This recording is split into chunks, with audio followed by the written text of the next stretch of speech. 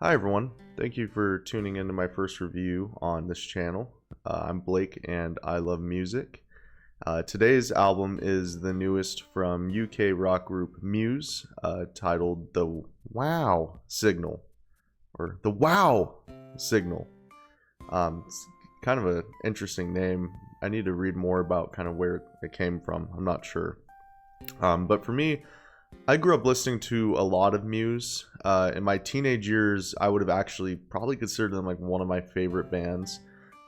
Nowadays, I don't really listen to them much. I don't go back and listen to like their old stuff that I grew up with, but I'll always still have somewhat of a soft spot for them, especially some of my more favorite albums from them, like Absolution, which is probably my favorite Muse record, and I like The Resistance quite a lot too.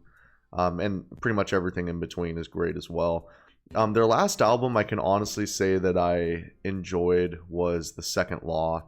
I've kind of tried to give them a listen throughout the years, going back, whenever they would release a new album, I would listen to some of the songs off of it. And at best, some of the songs were decent, but overall, it just hasn't really been for me in a long time. So with this new release, up front, I didn't really have high expectations. In fact, I didn't really have any expectations at all. But considering that the last time they released an album that I really enjoyed was in 8th grade, I figured, why not give it a shot? What's the worst that can happen? And I'm happy to say right off the bat that this album wowed me. You see what I did there? Pretty good. The opening song in this album, The Dark Forest, it sets a very dramatic tone to the album. And at first, I didn't really like this song and how dramatic it was. I still, it's not one of my favorite songs on the album, but it does a decent enough job of kind of showing you what's in store for the rest of the album and setting up that tone. Another common theme throughout this album that you'll see when you listen to it is and this theme starts kind of in this opener, is it does a really excellent job. Almost every song on this album does an excellent job of just building to this really satisfying climax, and it's usually around like the 2.5 to 3.5 minute mark on almost every song on this album. It's like pretty much at the same point, and this song does an excellent job of setting that up. And this isn't something I picked up on right away as I listened to the album, because the two songs after The Dark Forest, being Night Shift Superstar and Shimmering Scars, they're probably some of my least favorite on the album. So right off the bat, when I first listened to this album, I was like, I don't know how I'm feeling about this so far. I mean, Night Shift Superstar, like, in particular, it's not a bad song. It's just, compared to kind of the rest, I'm not a huge fan.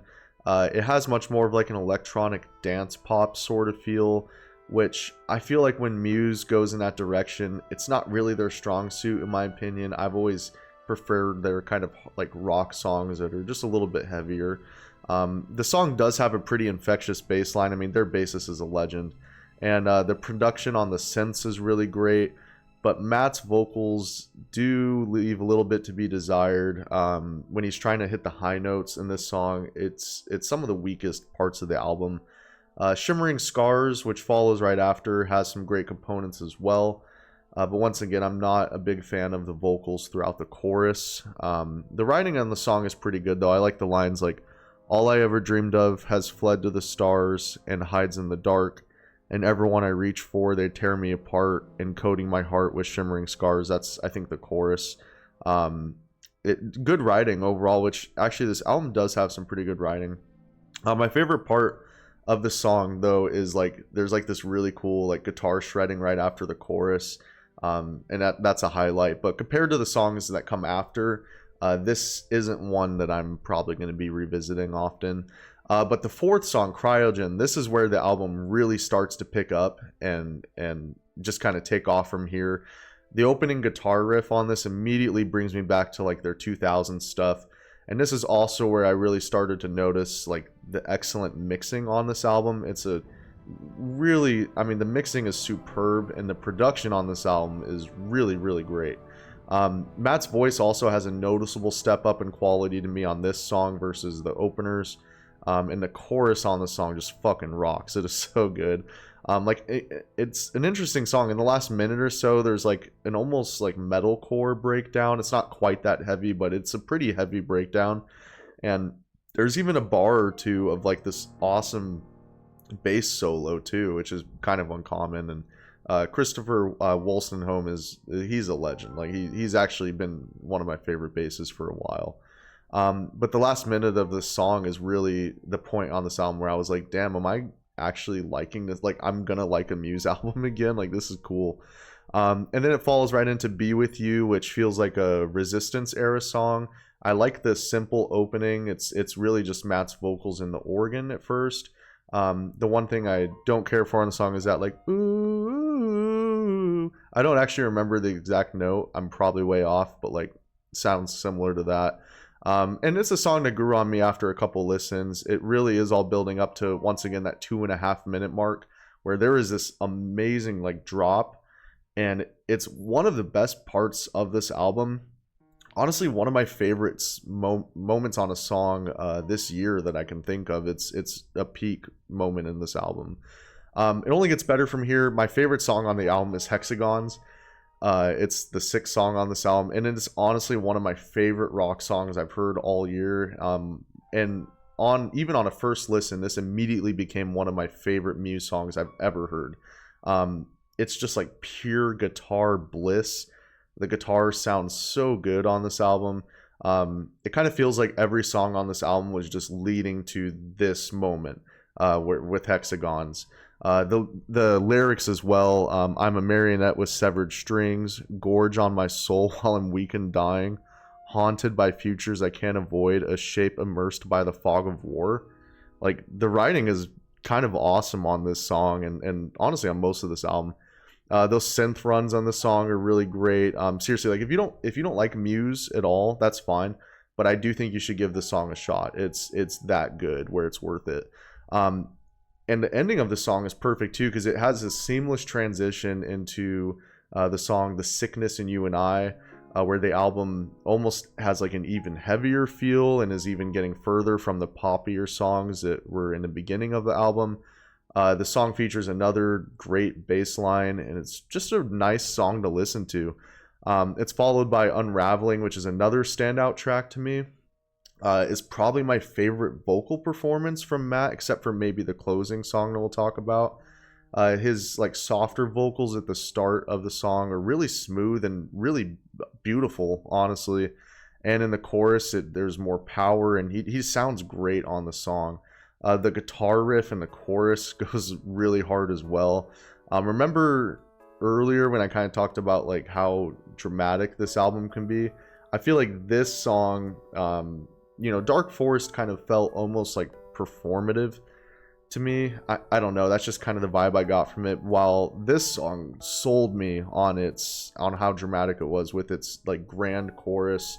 I kind of wrote down when I was listening to this album the first time, I'm like, if I saw them live performing this album, I bet this song would probably be the one I would enjoy the most to see live. I just feel like it'd be an insane live performance.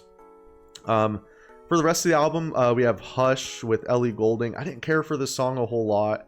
I actually think Ellie sounded really great on this song. And I think her vocals fit well into the album.